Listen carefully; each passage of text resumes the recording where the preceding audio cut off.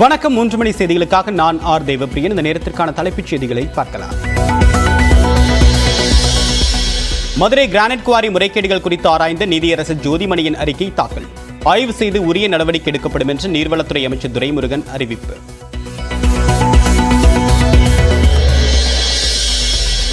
பொறியியல் படிப்பு மாணவர் சேர்க்கைக்கான தரவரிசை பட்டியலில் ஊரப்பாக்கம் பள்ளி மாணவி தோஷிதா லட்சுமி முதலிடம்.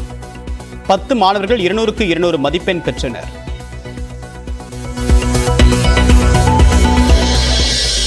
பொறியியல் மாணவர் சேர்க்கைக்கான பொதுப்பிரிவு கலந்தாய்வு ஜூலை 29ஆம் தேதி தொடக்கம். செப்டம்பர் 3ஆம் தேதி வரை நடைபெறும் என்று அறிவிப்பு.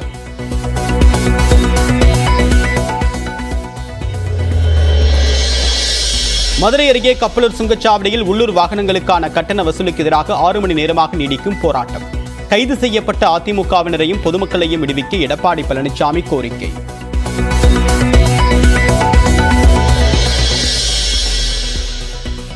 விக்கிரவாண்டி இடைத்தேர்தலில் விறுவிறுப்பாக நடைபெறும் வாக்குப்பதிவு. மதியம் 1 மணி நிலவரப்படி 50.95 விழுக்காடு வாக்குகள் பதிவு.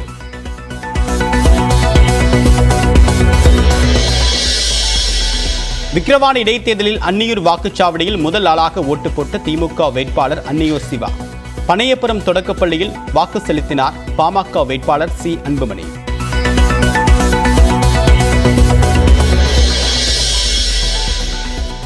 விக்கிரவாண்டி தொகுதியின் டி கொசப்பாளையத்தில் வாக்களிக்க காத்திருந்த பெண்ணுக்கு கத்திக்குத்து. பெண்ணின் முன்னாள் கணவரை பிடித்து காவல்துறையினர் விசாரணை.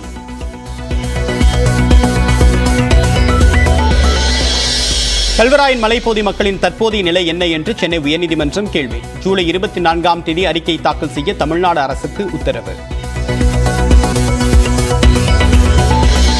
கோவையில் அண்ணாமலையின் படங்களை கிழித்து காங்கிரஸ் கட்சியினர் போராட்டம். செல்வ பெருந்தகையை குற்றவாளிகள் பட்டியலில் இருந்தவர் என்று பேசியதற்கு கண்டனம்.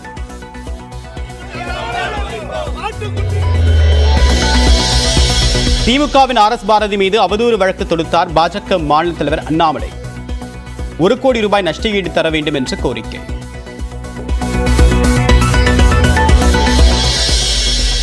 விக்கிரவாண்டி அருகே புதுச்சேரி சாராயம் குடித்த 7 பேரில் 5 பேர் டிஸ்சார்ஜ்.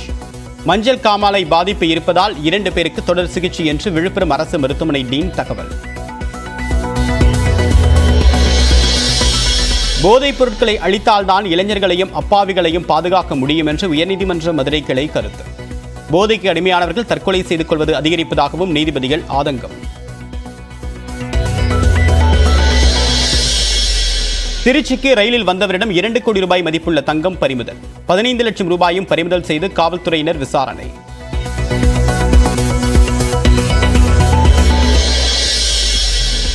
மத்திய அரசின் 3 குற்றவியல் சட்டங்களுக்கு எதிராக தமிழ்நாடு முழுவதுமாக வழக்கறிஞர்கள் போராட்டம்.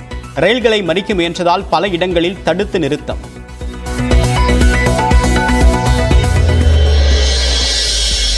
கொடைக்கானலில் பூங்காக்களுக்கான நுழைவு கட்டணம் உயர்வு.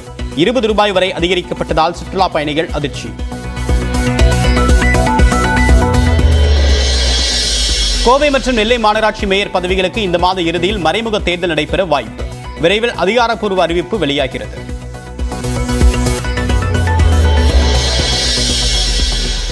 குஜராத்தில் பள்ளத்தாக்கில் பேருந்து கவிழும் அதிர்ச்சி வீடியோ.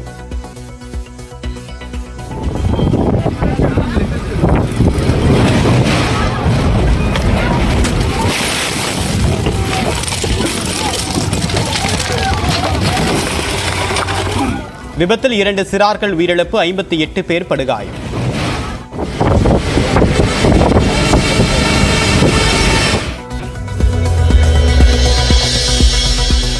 விவாகரத்தான முஸ்லிம் பெண்கள் கணவர்களிடமிருந்து ஜீவனாம்சம் கோரலாம். உச்சநீதிமன்றம் திட்டவட்டம்.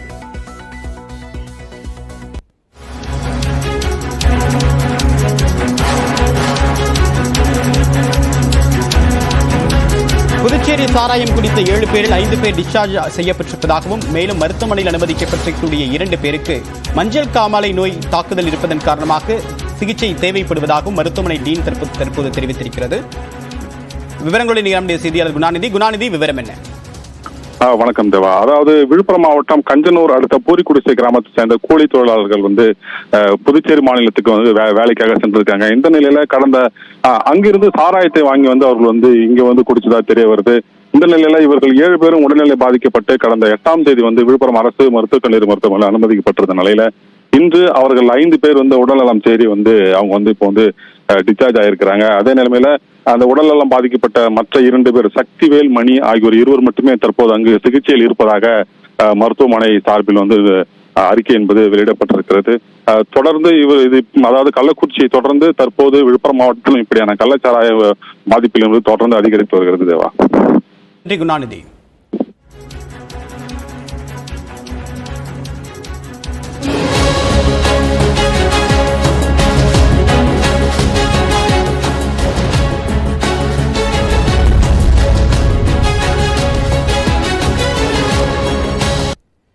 விழுப்புரம் மாவட்டம் விக்கிரவாண்டி சட்டமன்ற தொகுதியில் இடைத்தேர்தல் வாக்குப்பதிவு விறுவிறுப்புடன் நடைபெற்று வரக்கூடிய நிலையில் வேட்பாளர்கள் தங்களின் வாக்களை பதிவு செய்தனர். விக்கிரவாண்டி திமுக எம்எல்ஏ புகழேந்தி காலமானதை அடுத்து அந்த தொகுதி காலியானதாக அறிவிக்கப்பட்டு இடைத்தேர்தல் இன்று நடைபெறுகிறது. இந்த தேர்தலில் திமுக வேட்பாளர் அன்னியூர் சிவா, பாமக வேட்பாளர் சி அன்புமணி, நாம் தமிழர் கட்சி வேட்பாளர் அபிநயா உட்பட மொத்தம் 29 வேட்பாளர்கள் போட்டியிடுகின்றனர். காலை 7 மணிக்கு வாக்குப்பதிவு தொடங்கிய நிலையில் 276 மையங்களில் ஆர்வத்துடன் வாக்காளர்கள் தங்கள் ஜனநாயக கடமையை ஆற்றி வருகின்றனர். அன்னியூர் வாக்குச்சாவடியில் முதல் ஆளாக திமுக வேட்பாளர் அன்னியூர் சிவா வாக்களித்தார். அனைவரும் ஜனநாயக கடை ஆற்ற வேண்டும் என்று வேண்டுகோள் விடுக்கிறேன். மாண்புமிகு முதல்வரின் சாதனைகள் என்னை பெருவாரியான வாக்கு வித்தியாசத்தில் வெற்றி பெறச் செய்யும்.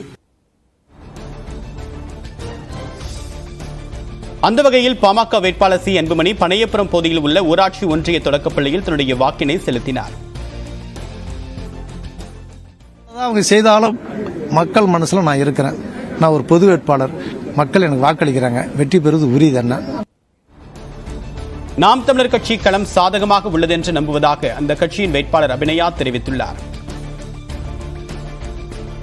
சாதகமா இருக்கும் நம்புறோம். எல்லா மக்களும் பார்த்து சிரிக்கிறாங்க, வரவேற்கிறாங்க, ரெகக்னைஸ் பண்றாங்க. முன்னாடி கூட நம்ம கட்சி அந்த அளவுக்கு வந்து வெளியே ஒரு 60-70 வயசுக்கு உட்பட்டவங்களுக்கு நம்மள தெரியாது நாம் தமிழ் கட்சி. ஆனா இந்த முறை நல்லாவே பாக்குறாங்க. விழுப்புரம் மாவட்டம் விக்கிரவாண்டி தொகுதியில் வாக்களிக்க வந்த பெண் கத்தியால் குத்தப்பட்ட சம்பவம் அதிர்ச்சியை ஏற்படுத்தியுள்ளது. விக்கிரவாண்டியில் நடைபெறக்கூடிய இடைத்தேர்தலை ஒட்டி கொசப்பாளையம் வாக்குப்பதிவு மையத்தில் கனிமொழி என்ற பெண் வாக்களிப்பதற்காக வரிசையில் காத்திருந்தார். அப்போது அங்கு வந்த அவருடைய முன்னாள் கணவரான ஏழுமலை என்பவர் திடீரென்று கனிமொழியை கத்தியால் குத்திவிட்டு தப்பி ஓட முயன்றார். எனினும் அவரை போலீசார் மடக்கி பிடித்தனர். விக்கிரவாண்டி வி சாலை அரசு ஆதிதிராவிடர் பள்ளியில் அமைக்கப்பட்டுள்ள வாக்குச்சாவடியில் மாற்றுத்திறனாளி பெண் தன்னுடைய ஜனநாயக கடமையை நிறைவேற்றினார்.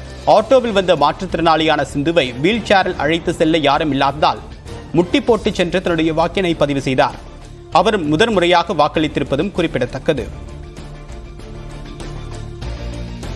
விக்கிரவாண்டி இடைத்தேர்தலில் ஜனநாயக கடமை ஆற்றுவதற்காக திருமணம் நடந்து முடிந்த கையோடு கணவருடன் வந்து மணமகள் வாக்களித்தார். மனைவி ஊர் வந்து ஆசு விக்கிரவாண்டி. அவங்களுக்கு வந்து எங்களுக்கு வந்து மேரேஜ் வந்து பாண்டிச்சேரி வீரமட்ட கோயில் நடந்தது. இன்னைக்கு வந்து எடுத்தது விக்கிரவாண்டியோட எடுத்ததுனால நாங்கள் வந்து ஓட்டு போட வந்திருக்கோம்.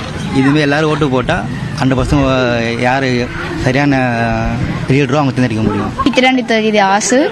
இன்னைக்கு எனக்கும் அன்பரசன்ன்றது மேரேஜ் பாண்டிச்சேரியில் ஆயிடுச்சு. ஸோ ஓட்டு போடுறதால டைரெக்டாக என்ன வந்து என்னோட ஓட்டு உரிமையை நான் போட வந்தேன். இவனோட சேர்ந்து மேரேஜ் முடிஞ்சோன்னே டைரெக்டாக இங்கே தான் வந்து ஓட்டு போடுறது.